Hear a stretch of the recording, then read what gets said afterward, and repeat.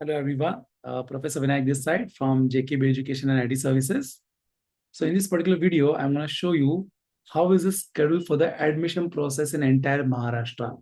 पूरे इंडिया में admission process के दो टाइप है। एक सेंट्रलाइज एडमिशन प्रोसेस है, जोसा का काउंसलिंग होता है आईआईटीज एनआईटीज के लिए और ट्रिपल आईटीज और गवर्नमेंट कॉलेजेस के लिए। और दूसरा होता है स्टेट वाइज एडमिशन प्रोसेस। सो ये महाराष्ट्र का स्टेट वाइज एडमिशन प्रोसेस है सीटी सेल का, जहाँ पे आपने सीटी एग्जाम के लिए फॉर्म फिलअप किया था। सो इन 2025 जून में एडमिशन प्रोसेस चालू होता है, 28 जून में। और 14 तक आपको चांस मिलता है किसके लिए, to fill the application form for the admission process. छोटा सा फॉर्म रहता है, आपको फिलअप करना है और नजदीक के स्क्रूटनी सेंटर में या फिर ऑनलाइन आपको वेरीफाई करना है। उसके लिए भी आपको एक 2 वीक्स, मोर देन 2 वीक्स का टाइम दिया जाता है।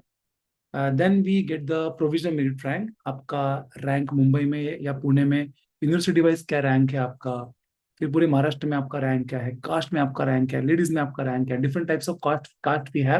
तो कास्ट में आपके रैंक्स क्या है, वो सब आपको प्रोविजनल मेरिट रैंक मिलेगा। Why provisional?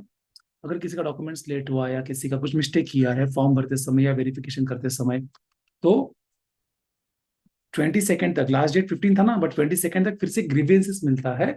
ग्रीवेंस मतलब if you have made any mistake, just correct करके उसको फिर आप रेक्टिफाई करके फिर से आपको फॉर्म को कंफर्म करना है।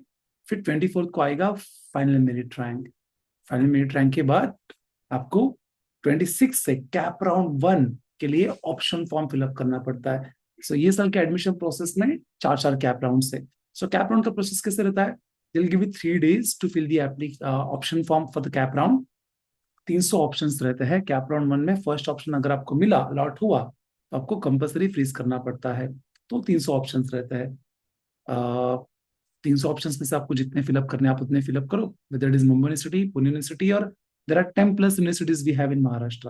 और ऑटोनोमस कॉलेजेस भी बहुत सारे हैं, विजय, सरदार पटेल, सीयूएपी, ऐसे गवर्नमेंट कॉलेजेस भी है। सो उसका रिजल्ट आ जाएगा आपको अलॉटमेंट का।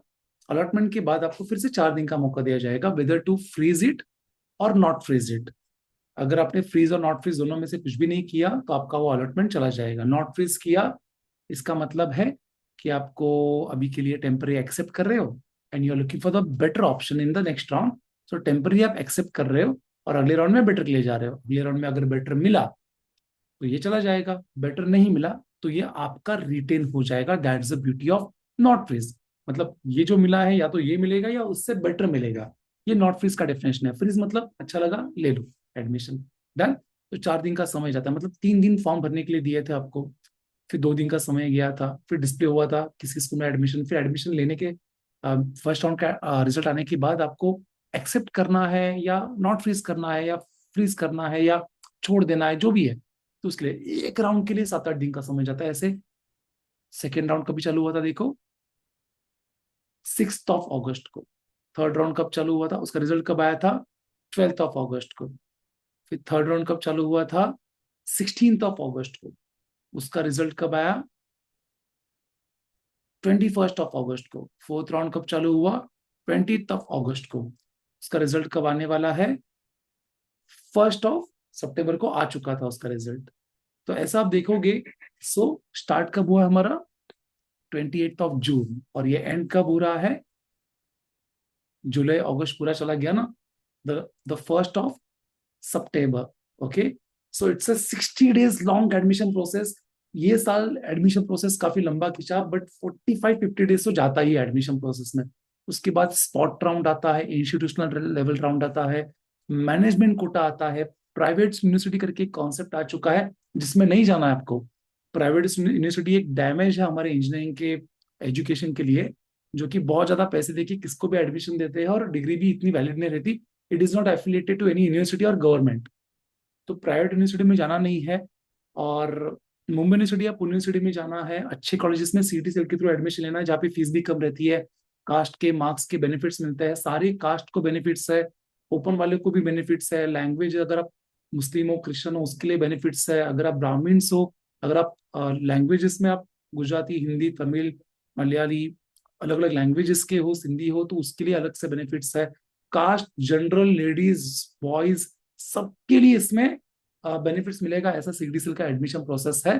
सो उसकी एडमिशन प्रोसेस की डेप्थ अगर आपको समझनी है, कट ऑफ आपको समझनी है, कहाँ पे आपको एडमिशन मिलेगा, वो सब कुछ अगर आपको डिटेल में समझना है, so you can contact Team JKB to join my professional counseling where I'm going to guide you how you can get the best seat based on the score that you have got in CT and JEE. और उस score पे जब आपको admission मिल जाएगा तो 4 साल की engineering में आपको फर्स्ट ईयर में कैसे पढ़ना है, सेकंड ईयर में प्लेसमेंट की फाउंडेशन कैसे बिल्ड करनी है, थर्ड ईयर में इंडस्ट्री का कोर्सेज कैसे करना है, और फोर्थ ईयर में प्लेसमेंट तो मिल जाएगा, उसके आगे का करियर कैसे रहेगा, ये 4 साल का मेंटरशिप प्रोग्राम अगर करना है तो आप मुझे कॉन्टैक्ट कर सकते हैं. This is professor Vinayak from JKB Education and IT Services. I'll see you in my online and offline engineering admission counseling session and the 4 years of engineering mentorship program journey. Thank you. Bye-bye.